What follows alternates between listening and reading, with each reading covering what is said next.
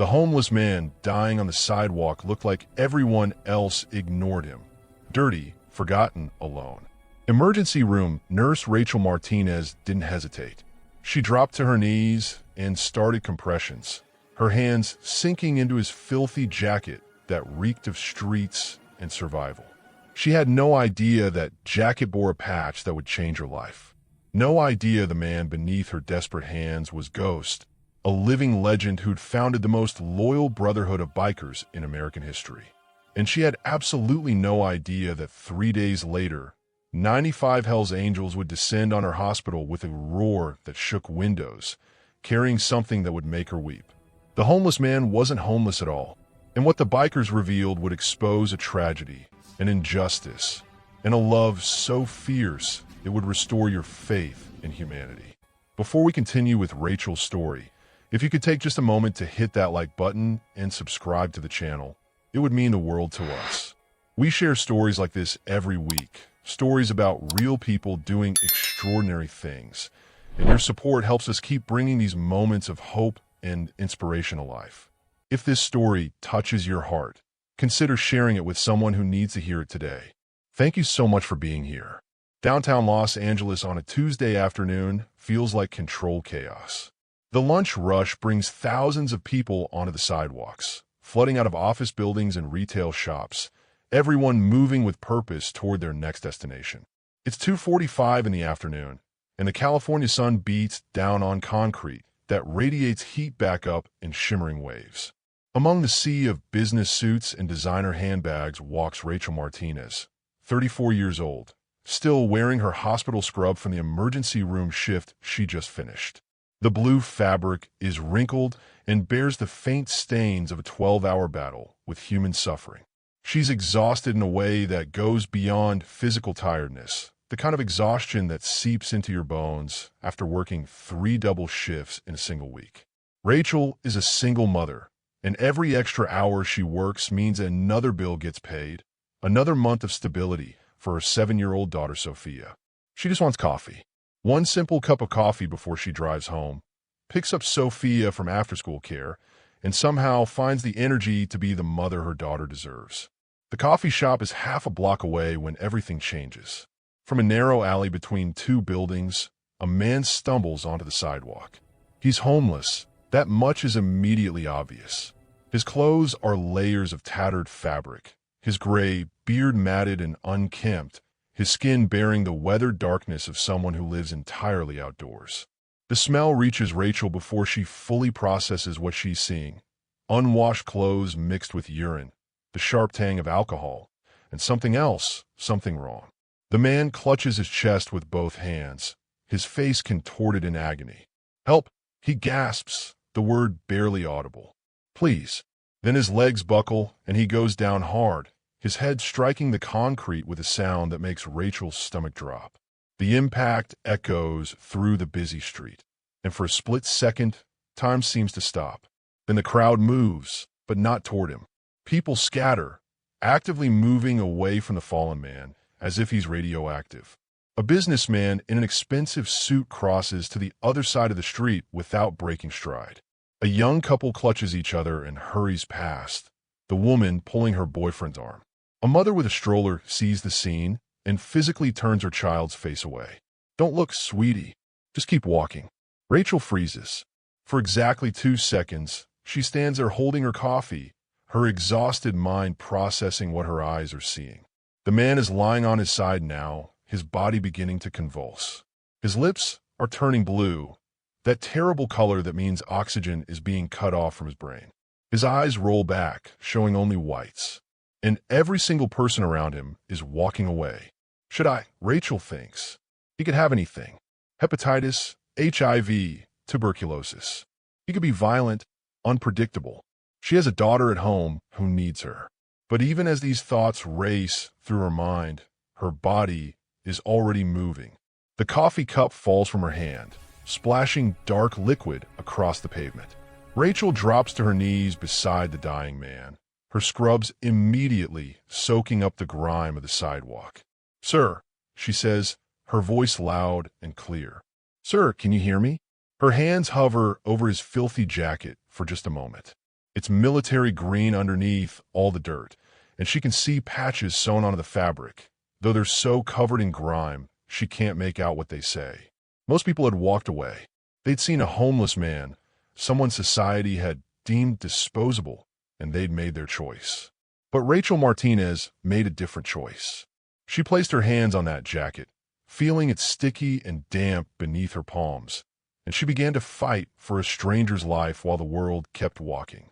She had no idea that the patch hidden beneath decades of street grime would soon bring 95 of the most dangerous-looking men in America to her doorstep, their motorcycles shaking the ground like thunder. Rachel's fingers find the man's neck, pressing against grimy skin that feels cold and clammy beneath her touch. She searches for a carotid pulse, counting silently. 1, 2, 3, 4, 5. Nothing. No flutter of life. No reassuring thump of blood moving through arteries. His chest isn't rising. She tilts his head back gently, her fingers automatically moving to open his airway the way she's done 1,000 times in the emergency room. The smell hits her immediately when she leans close. Alcohol mixed with bile, the sour rot of someone who's been living on the streets for a very long time. His mouth tastes terrible as she checks for obstructions, but her training overrides her disgust. Clear airway. No breathing. No pulse. Code blue. Rachel positions her hands on his chest, interlacing her fingers the way they taught her in nursing school. One palm on top of the other, heel pressed firm against his sternum. She locks her elbows and begins compressions, using her body weight to push down exactly 2 inches with each thrust. 1, 2, 3, 4, 5. She counts in her head, maintaining the rhythm at exactly 100 beats per minute, the same tempo as the song Staying Alive that they use in CPR classes. The irony isn't lost on her. 15, 16, 17, 18. His chest compresses beneath her hands, his ribs flexing but not breaking. She's doing it right. 28, 29, 30. She tilts his head back again, pinches his nose, covers his mouth with hers, and delivers 2 rescue breaths. His chest rises. Good. Back to compressions. The businessman in the expensive suit is crossing the street now, actively moving away from the scene as if death might be contagious.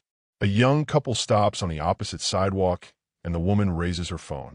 For one hopeful second, Rachel thinks they're calling 911, but then she sees the flash. They're taking photos, documenting the moment for social media, turning human suffering into content, but not actually helping. They walk away still looking at the phone screen, probably already posting it. A woman with a stroller approaches from the other direction, and when she sees Rachel kneeling over the homeless man, she physically pulls her child's face away. Don't look, sweetie. Just keep walking. Someone from a nearby storefront yells out, their voice cutting through the street noise. He's probably drunk. Leave him. Just let him sleep it off. Rachel's arms are burning. It's only been 2 minutes, but compressions are exhausting work. Sweat drips from her forehead onto the man's face, mixing with the grime there. Her shoulders scream in protest, the muscles trembling from the repetitive motion and the force required to actually circulate blood through a stopped heart. Doubt creeps in her mind like poison. Is this even worth it? He's probably already gone. Brain damage sets in after 4 minutes without oxygen. How long was he down before she got to him? What if she's just prolonging the inevitable? What if he's been homeless so long because he has nothing to live for anyway? But even as these cruel thoughts surface, she pushes them down and keeps going. Because that's who Rachel Martinez is. She doesn't give up on people, even when the world has already given up on them. Even when every logical part of her brain is screaming that this is hopeless. Then someone kneels beside her. An elderly black man wearing a Vietnam veteran cap, his weathered face creased with concern. You need help, miss? His voice is kind, grandfather-like. Rachel gasps out her instructions between compressions. Call 911. Tell them code blue. Possible cardiac arrest. Downtown Los Angeles, Figueroa Street. He nods and immediately pulls out an old flip phone, stepping away to make the call. When he returns, he's carrying his own jacket, and he gently places it under the homeless man's head as a cushion. You're doing good, young lady. he says quietly. Real good. Don't stop. As Rachel adjusts her hand position for another round of compressions, the homeless man's jacket shifts slightly. For just a split second, she sees something underneath all the layers of grime and filth. A patch, maybe some kind of symbol sewn onto the fabric. It might be wings, or maybe a skull. She can't tell because it's covered in so much dirt it's barely visible. But there's definitely something there, something that was once important enough to sew on a clothing and wear with pride. The homeless man's eyes flutter open. Just for 2 seconds, maybe less. His pupils are dilated and unfocused, but he looks directly at Rachel. His lips move, and she leans closer to hear him, never stopping the compressions. Tell, he whispers, the word barely audible over the street noise. Tell my brothers. Then his eyes roll back, and he's unconscious again. Brothers? Rachel thinks. What brothers? She assumes it's delirium, the brain misfiring as it's starved of oxygen. Last word from a dying man who's confused about where he is or what's happening. She pushes the thought away and focuses on the compressions, pressing harder, faster, refusing to let him slip away. The sirens cut through the city, noise 8 minutes after she first dropped to her knees. 8 minutes of continuous CPR, her arms shaking, her back screaming, sweat soaking through her scrubs. The ambulance screeches to a stop and paramedics flood out, bringing equipment and authority. Ma'am, we've got him, one of them says, gently pulling Rachel back. You did great. They move with practiced efficiency, loading the man onto a gurney, attaching monitor leads, starting in 4-line. One of the paramedics cuts off the filthy jacket to access his chest properly, and as the fabric falls away, he freezes. His eyes go wide. Hey, is that? He starts to say, but his partner cuts him off with a sharp look and a shake of his head. Not now. But Rachel is already walking away, hands shaking, her entire body trembling from adrenaline and exhaustion. She's covered in the grime of the streets, the smell of unwashed human clinging to her scrubs and skin. She doesn't hear what the paramedic almost said. She has no idea what he saw on that jacket. And she has absolutely no idea that right now, one of those paramedics is pulling out his personal cell phone and making a call that will set 95 motorcycles in motion across Southern California. If you can't stand people who walk past someone in need, take a stand right now. Comment no more walking away. Let's build a community that actually cares about our fellow human beings, because the indifference Rachel witnessed on that sidewalk happens every single day in cities across America, and it needs to stop. Rachel's apartment in Echo Park is small but clean, the kind of place where every dollar spent on rent feels like too much, but there are no better options. She stands in the shower for 20 minutes, scrubbing her hands until they're raw and red, trying to wash away the smell and the memory. But it won't come off. She can still feel the compression of his chest beneath her palms, still see his blue lips and rolling eyes. Sophia is at after-school care, won't be picked up for another hour, so Rachel has time to fall apart in private. She sits on the edge of her bed in her towel and just breathes, try to process what happened. Rachel Martinez is 34 years old and a single mother. She's been divorced for 2 years, ever since her ex-husband decided that fatherhood and responsibility were too hard and simply left. He disappeared, leaving behind a mountain of credit card debt in both their names and a daughter who still asks why daddy doesn't call anymore. Rachel works double shifts at the emergency room to cover rent, childcare, car payments, and the crushing weight of student loans from nursing school. Every month is a careful calculation of which bills absolutely must be paid and which can be pushed to next month. Sophia needs glasses. The school sent a note home 3 weeks ago saying her daughter is squinting at the board and falling behind in reading. $400 for a basic exam and frames. $400 Rachel doesn't have and won't have for months. She became a nurse because she believed in helping people, in making a difference in the world when everything feels dark and broken. But the world has spent the last few years beating that idealism out of her. What's the point? She thinks, staring at her reddened hands.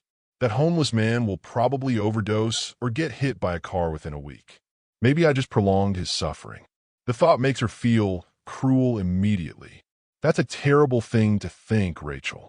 He's a human being. But it's hard not to feel cynical when you work in an emergency room and see the same people cycling through again and again, when you fight so hard to save lives and watch those same lives spiral right back into the darkness.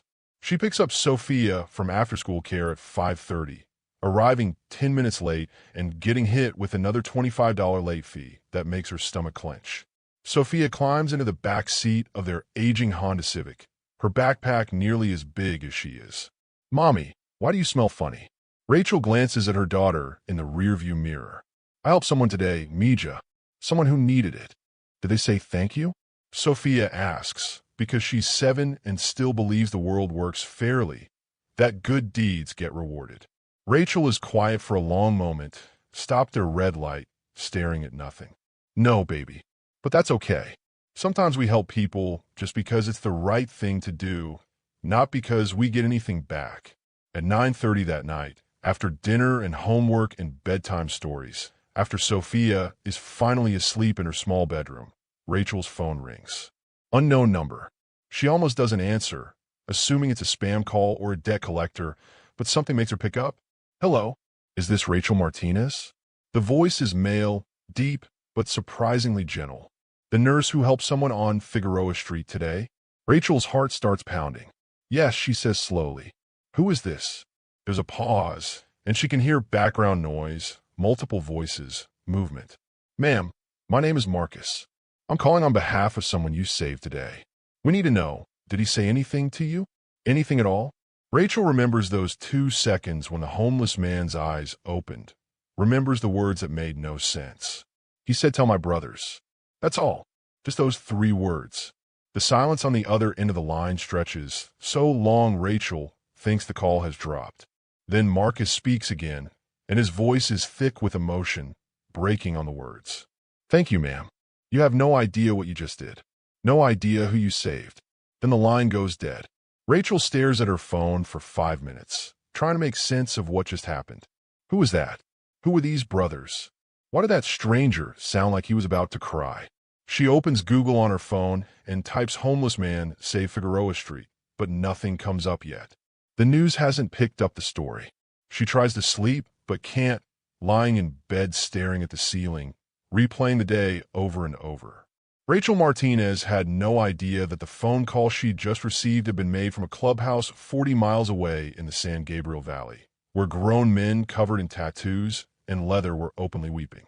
She had no idea that the homeless man she'd saved wasn't homeless at all, that he was a legend who'd vanished 3 years ago after a tragedy so devastating that his brothers had searched for him in every gutter, every shelter, every dark corner of Los Angeles, and found nothing. And she had absolutely no idea that in 72 hours, her entire world was about to change in ways she couldn't possibly imagine. 2 days pass in a blur of uncertainty and questions that Rachel can't answer. She has Thursday off from work, a rare day where she doesn't have to report to the emergency room, and she should be catching up on sleep or spending quality time with Sophia. But she can't stop thinking about the homeless man on Figueroa Street. She keeps seeing his face, those 2 seconds when his eyes opened and he looked directly at her, the desperate whisper about brothers. Who was he? Is he even alive? The not knowing gnaws at her like hunger. Against her better judgment, she decides to drive to County General Hospital where the ambulance took him. She brings Sophia with her because she can't afford a babysitter on her day off, and her daughter sits in the back seat asking questions about where they're going and why mommy seems so distracted. The hospital reception desk is staffed by a young nurse Rachel doesn't recognize, someone from the day shift rotation. Rachel approaches, trying to sound casual. "Excuse me, I'm looking for information about a patient who was brought in on Tuesday. Homeless man, cardiac arrest, around 3 in the afternoon." The nurse's fingers fly across the keyboard, eyes scanning the screen. "Ma'am, we don't have anyone matching that description currently admitted." Rachel's heart sinks. "Can you check John Doe admissions?" Sometimes they come in without identification. The nurse clicks through more screens, her expression shifting from confused to surprised. "Oh, there was someone. Robert Sullivan. But he was transferred out yesterday." "Transferred where?" Rachel asks, gripping the edge of the counter. The nurse's eyes scan the information. Private facility. Paid in full. That's all it says. He's listed as stable condition. Rachel's mind spins, trying to make sense of this. A homeless man with no identification, no money, somehow got transferred to a private medical facility with all costs paid? Who would do that? Who could afford to do that? Thank you, she says to the nurse, her voice distant. She takes Sophia's hand and walks back toward the parking lot, lost in thought. The pieces don't fit together. Nothing about this makes any sense. Mommy, Sophia says, tugging on her hand. Mommy, why are those big scary men looking at you? Rachel's head snaps up. Across the parking lot, standing beside 3 massive motorcycles, are 3 men in leather vests. They're huge, intimidating figures with full beards, tattoos covering their arms, the kind of men that most people cross the street to avoid. But they're not doing anything threatening. They're just standing there, watching Rachel and her daughter. When Rachel makes eye contact with one of them, he doesn't look away or try to hide.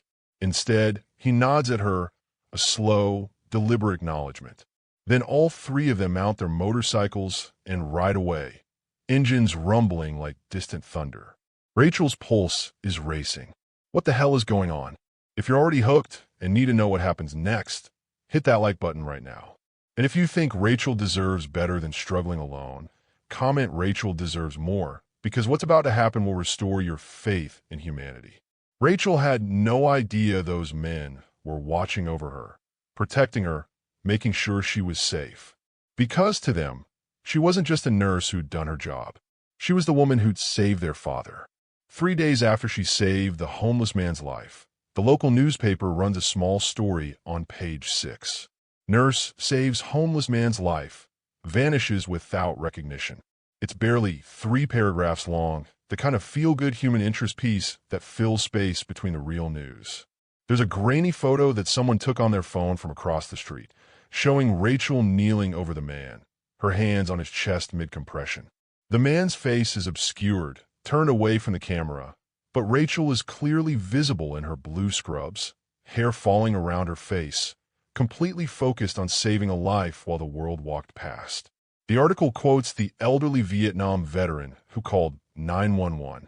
She didn't care that nobody else would help, he said. She just did what was right. Rachel's friend Maria tags her in the Facebook post sharing the article. Girl, this is you. You're famous. But Rachel feels nothing when she reads it. She didn't do it for recognition or praise. She did it because a man was dying and she had the training to help him. She scrolls through the comments section briefly. Some are supportive.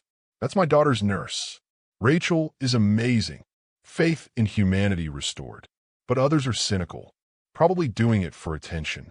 But she made sure someone was filming. They'll be back on the streets in a week.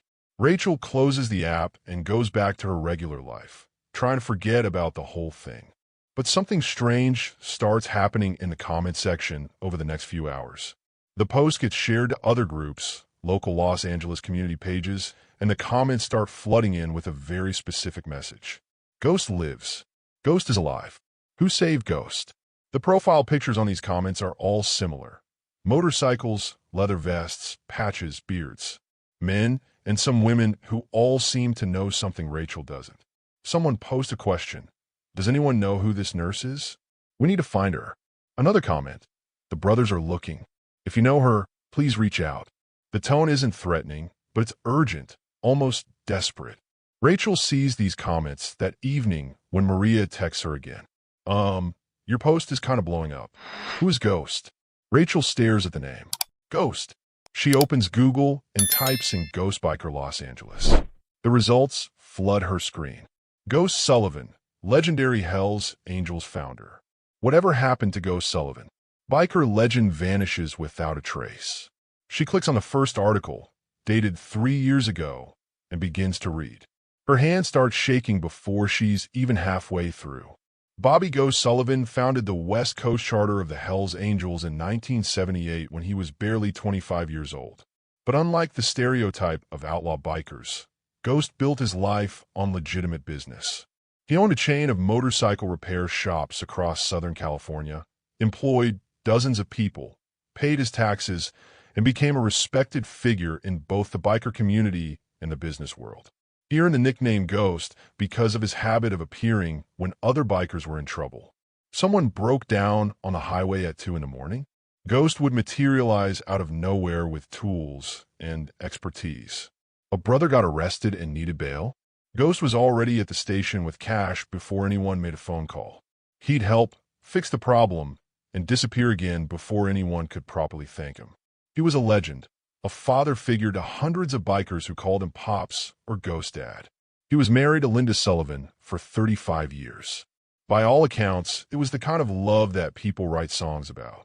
They had one daughter, Christine, who grew up around the clubhouse and became a teacher.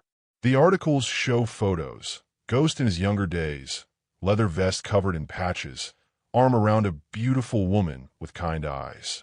Another photo shows him at a charity toy drive, surrounded by children and bikers holding wrapped presents. This wasn't a criminal. This was a man who built community, who gave back, who used his influence to help people. Then Rachel finds the article from 3 years ago, and her breath catches in her throat. The headline reads, "Tragedy strikes biker community. Ghost Sullivan's daughter killed by drunk driver." Christine Sullivan, 32, was killed instantly when a drunk driver ran a red light and struck her car. She left behind a husband and 2 young children. The article describes the funeral, hundreds of bikers forming a motorcycle procession miles long. But there's a follow-up article from 1 week later that makes Rachel's eyes fill with tears. Linda Sullivan, wife of biker legend Ghost Sullivan, died suddenly of a heart attack yesterday, 1 week after attending her daughter's funeral. Doctors say she died of broken heart syndrome, a real medical condition where extreme emotional stress causes the heart to fail. She literally died of grief. The final article Rachel finds is dated 2 weeks after Linda's death. Ghost Sullivan vanishes. Brothers search for missing legend. According to this piece, Ghost spoke at the joint funeral for his wife and daughter, then simply disappeared. He never returned to the clubhouse. His businesses were sold off quietly through lawyers. His house sat empty. The Hells Angels launched a massive search, checking hospitals, homeless shelters, jails, morgues. They found nothing. Most people assumed Ghost had killed himself somewhere private, unable to live with the loss of his entire family. But his body was never found.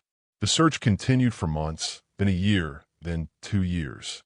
Eventually, people stopped looking. Ghost Sullivan was gone, presumably dead, another casualty of unbearable grief.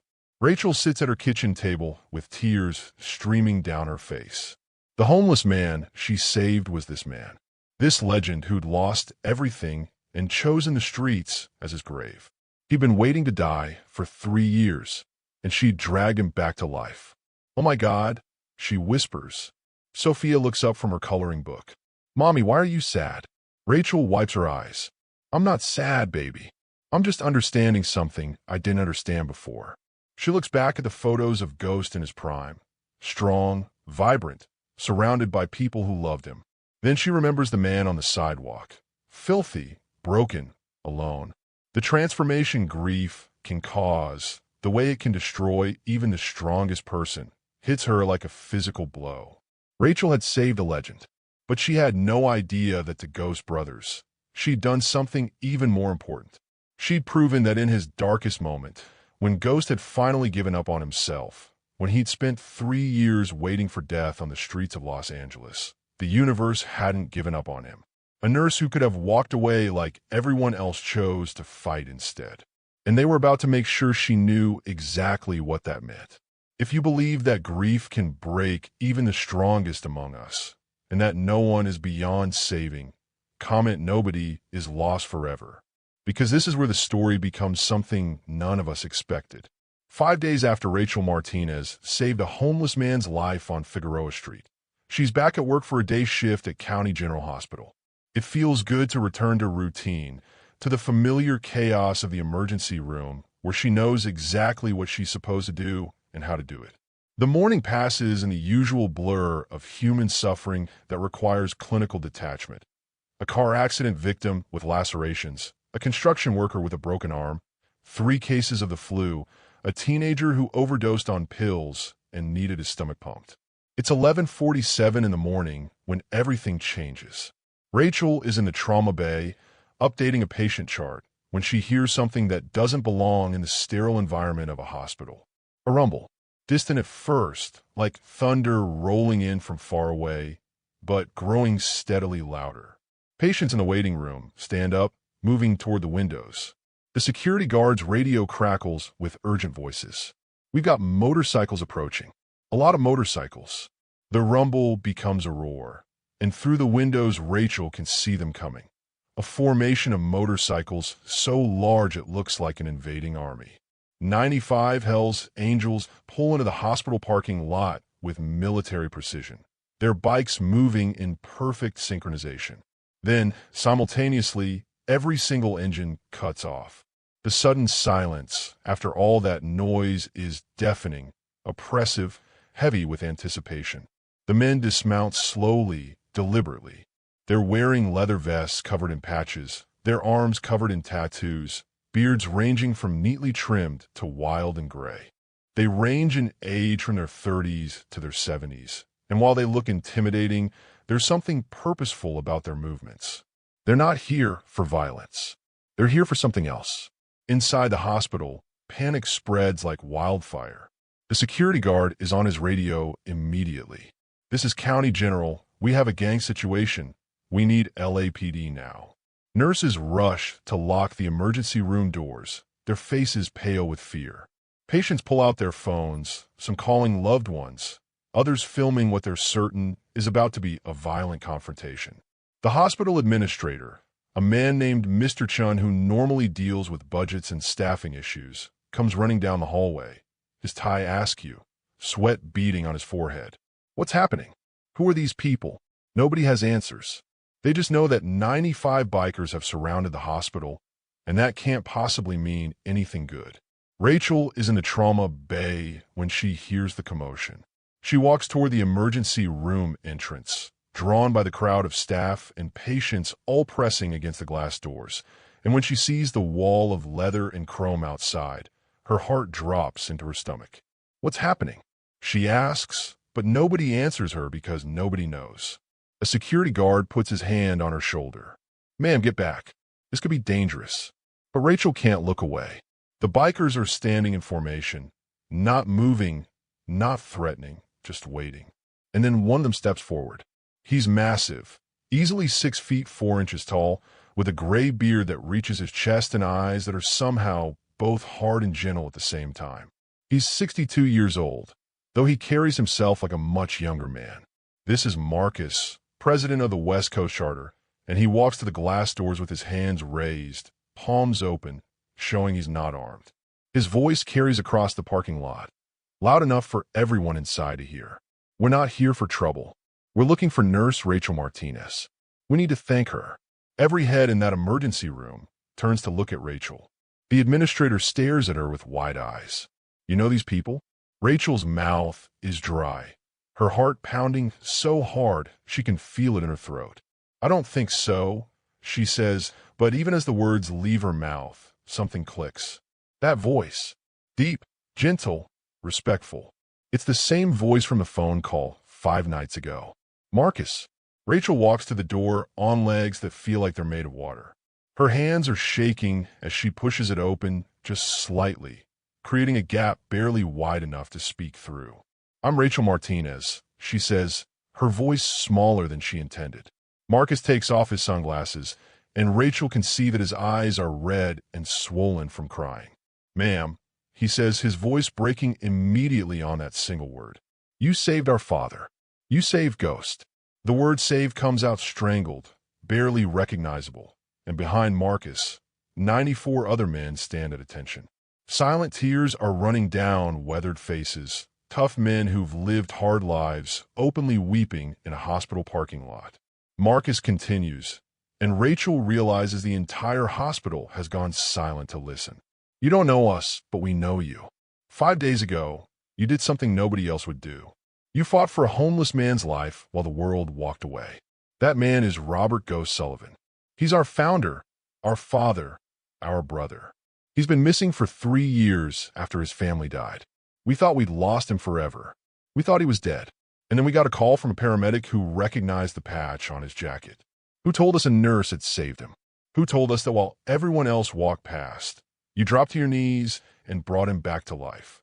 Rachel is crying now, overwhelmed by the intensity of this moment, by the raw emotion pouring from these men who society has taught her to fear.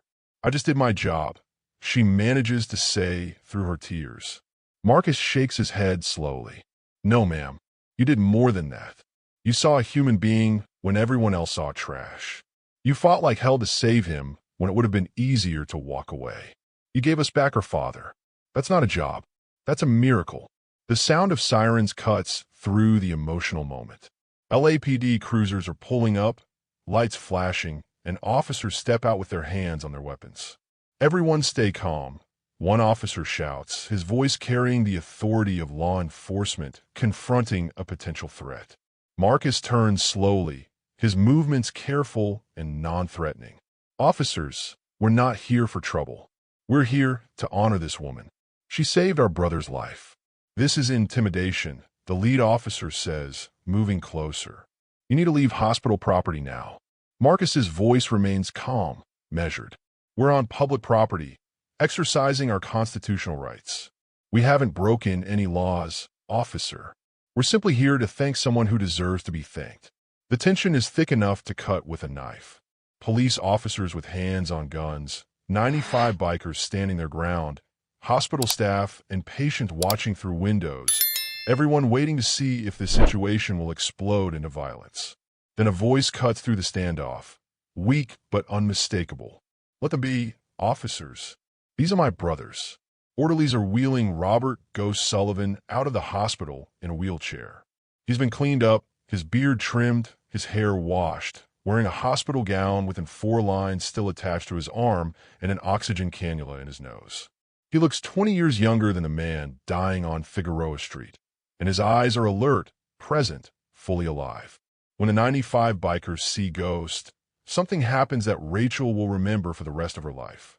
Every single one of them drops to their knees, not kneeling respectfully like at a funeral, but actually dropping, some of them hitting the pavement hard enough that Rachel can hear the impact.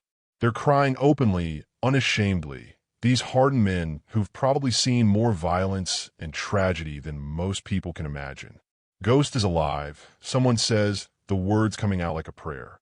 Ghost is alive. Some of them pound the pavement with their fists. Others just weep, their bodies shaking with the force of emotions held back for 3 years. Ghost looks at Rachel, and even from across the parking lot, she can see fresh tears streaming down his face. You're the angel? He asks. Rachel can barely speak. I'm just a nurse, she whispers. Ghost shakes his head slowly. You're the reason I'm still breathing. The reason I'm here to see my brothers again. You didn't walk away when the whole world did. That's not just a nurse. That's someone who deserves everything we can give.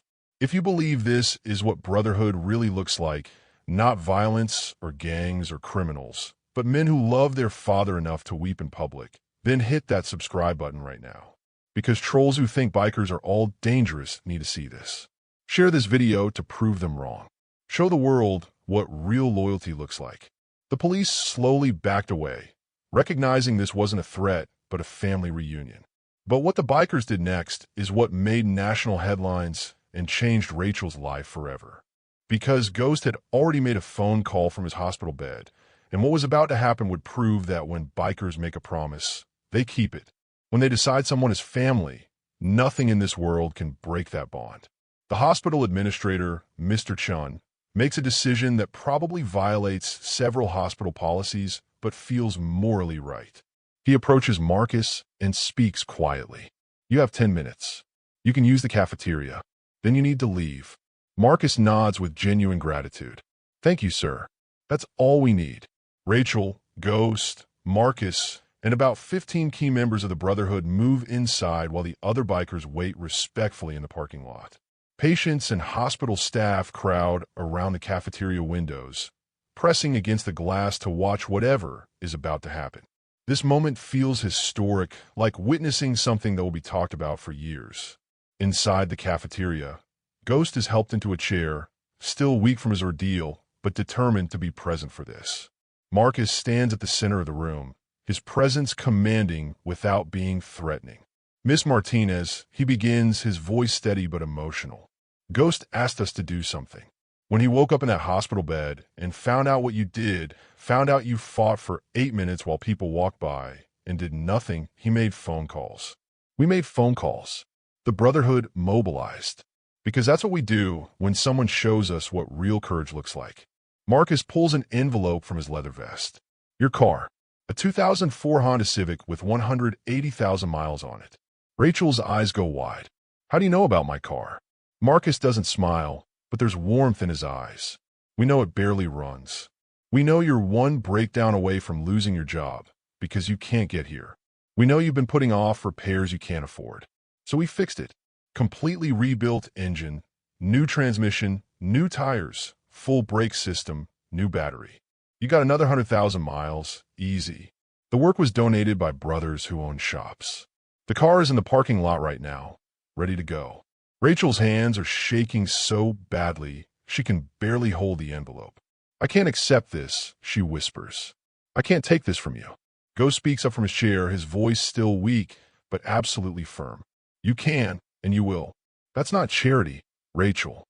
That's payment for a debt we can never fully repay. You gave me my life back. Let's give you yours. Another biker steps forward, a massive man who has to be at least 6 feet 6 inches and 300 pounds, though his nickname is ironically tiny. Miss Martinez, your daughter Sophia. She needs glasses, right? Rachel feels like she's been punched in the stomach. How do you know about Sophia? How do you know anything about my life? Tiny's voice is surprisingly gentle for such a large man. We checked. We needed to understand who you are, what you need. That's not stalking, ma'am. That's family taking care of family. Sophia's glasses are paid for. Already ordered from the best optometrist in Echo Park. Top quality frames, scratch-resistant lenses, the works. She can pick them up Friday afternoon. Rachel is sobbing now, her whole body shaking. Sophia is her world, her reason for everything, and the thought that her daughter will finally be able to see clearly, that she won't squint at the board anymore or struggle with reading. It's too much. Why are you doing this? She manages to ask through her tears. A woman biker steps forward, around 55 years old with silver hair and kind eyes. Her vest says her road name is Diamond. Miss Martinez, I'm a social worker by day. I ride on weekends. I've arranged childcare for Sophia at the community center 3 blocks from your apartment. It's free, covered by our charity fund. The program is specifically for single mothers in healthcare. Sophia will be safe, supervised, and you'll never pay another late fee again. You'll never have to choose between being late to pick up your daughter and keeping your job. Rachel can't breathe.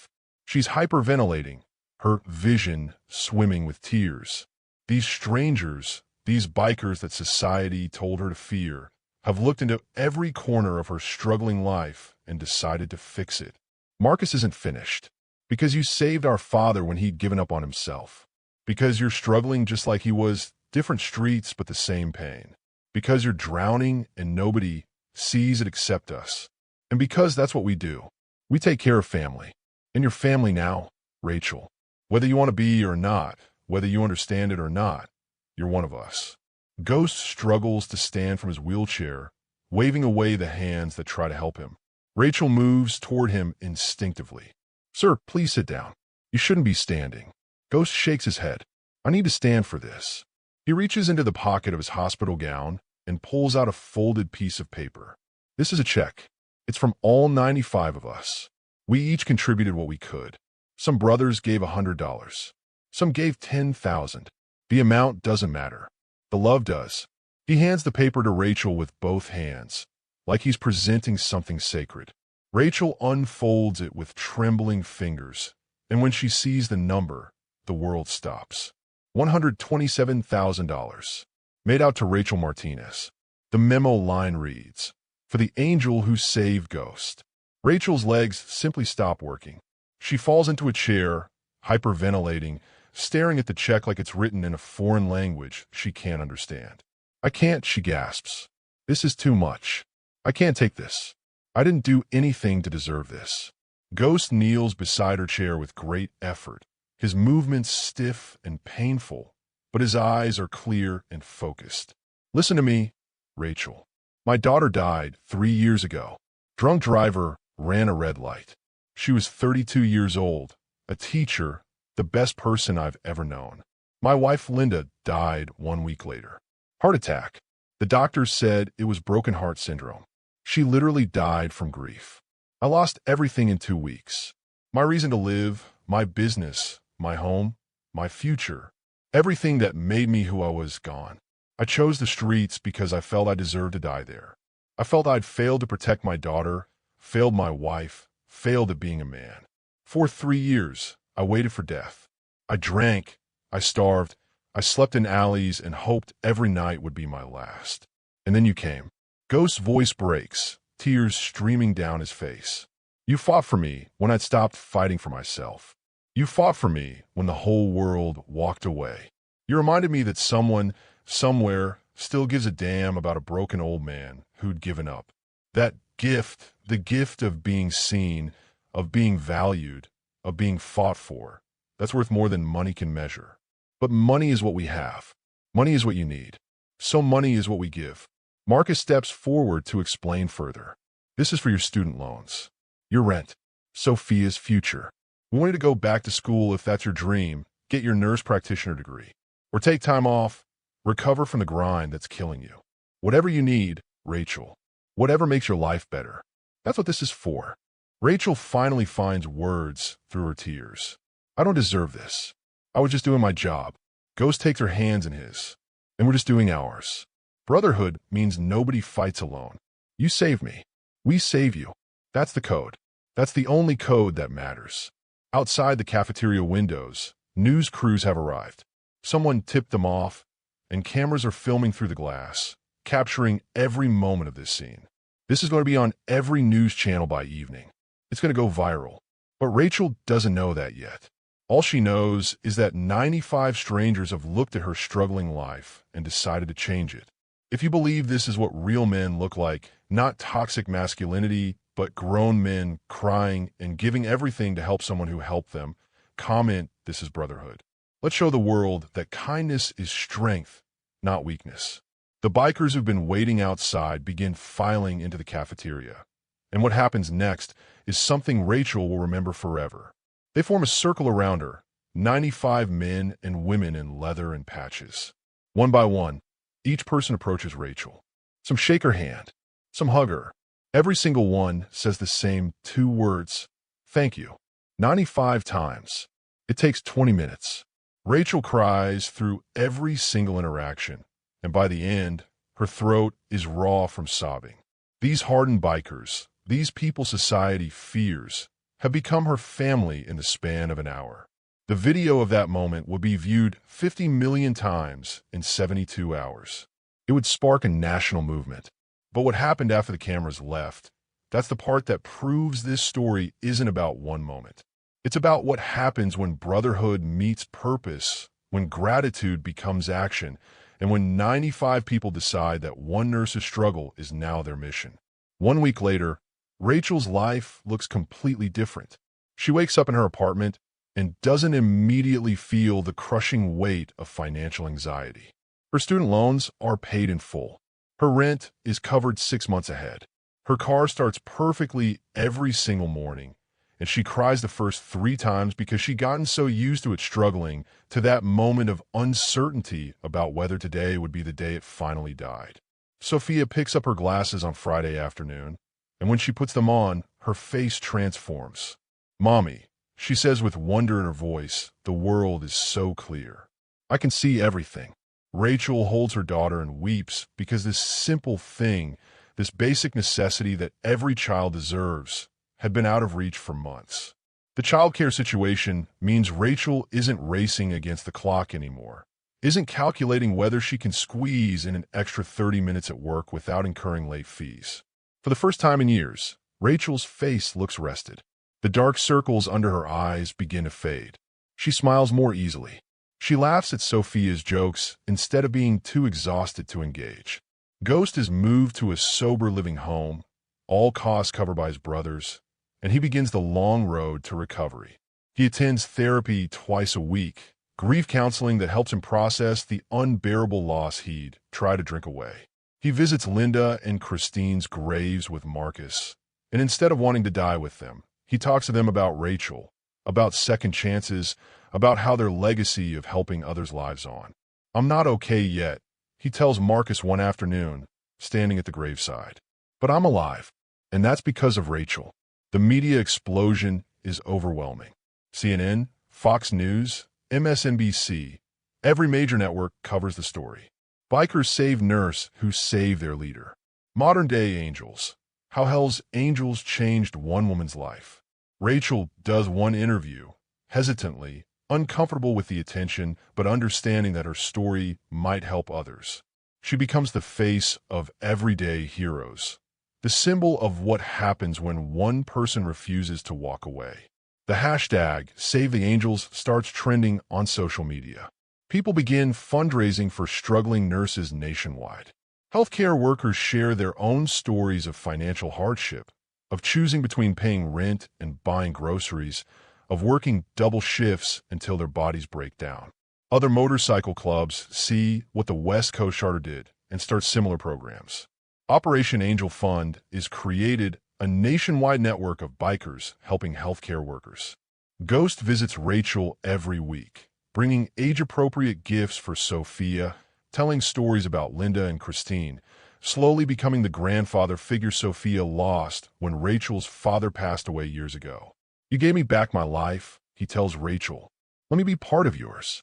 Rachel becomes the daughter he lost, and Sophia becomes the grandchild he'll never have from Christine. The hospital creates the Ghost Sullivan Memorial Fund for struggling staff members, and the bikers become regular volunteers, helping with patient transport, organizing charity drives, breaking down the stigma that had made people fear them. The stigma about homeless people decreases in the community too. People stop walking past those in need quite so easily. They remember the story of Ghost, the legend who'd lived on streets for 3 years while his brothers searched desperately, and they think maybe that person could be someone's father too. Sophia writes a letter one evening that Ghost frames and hangs in his sober, living home. "Dear Mr. Ghost, thank you for helping my mommy. She cries less now. She smiles more. She says you're my grandpa now. Is that okay? I think my real grandpa would be happy you're taking care of us. Love, Sophia. P.S. Your brothers are scary, but nice." If this story changed how you see homeless people, how you see bikers, or how you see what one person can do, hit that like button right now. And if you believe Rachel's story should inspire hospitals nationwide to take care of their nurses, comment "Nurses deserve better" and share this video. Let's make this movement grow. But there's one more thing that happened, one more moment that proves this story's ending is really just the beginning. Because 6 months later, Ghost did something that would honor Rachel in a way that lasts forever.